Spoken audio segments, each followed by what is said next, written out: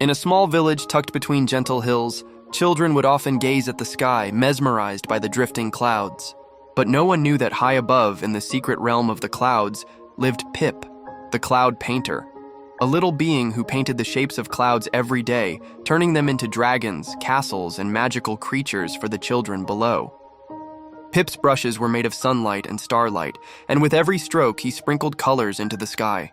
His favorite part of the day was at dusk, when the clouds glowed gold and pink, and the whole world seemed to hold its breath.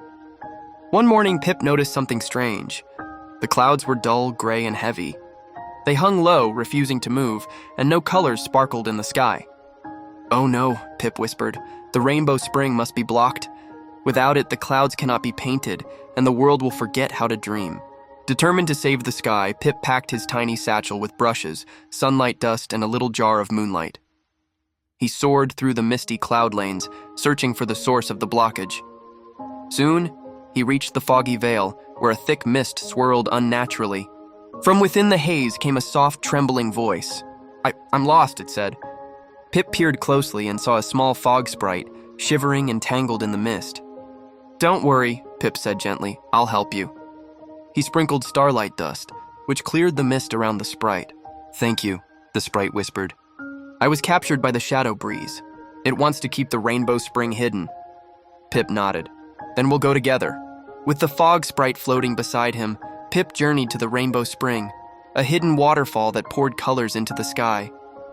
But at its edge stood the shadow breeze, a swirling cloud of darkness that hissed and whipped the wind. "You cannot pass," it growled. "No light may reach the clouds today." Pip's tiny hands shook, but he held his brushes high.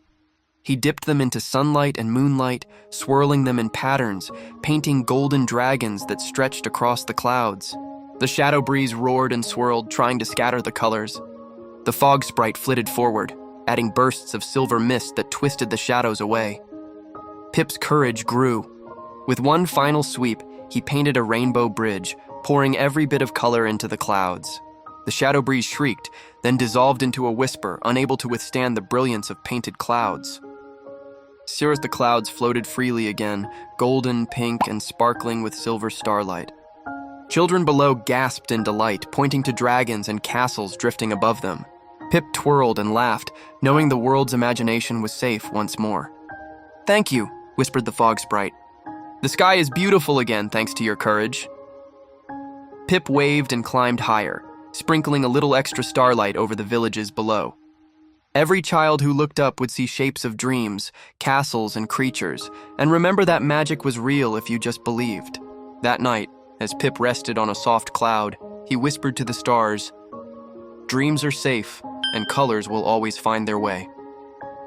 The end.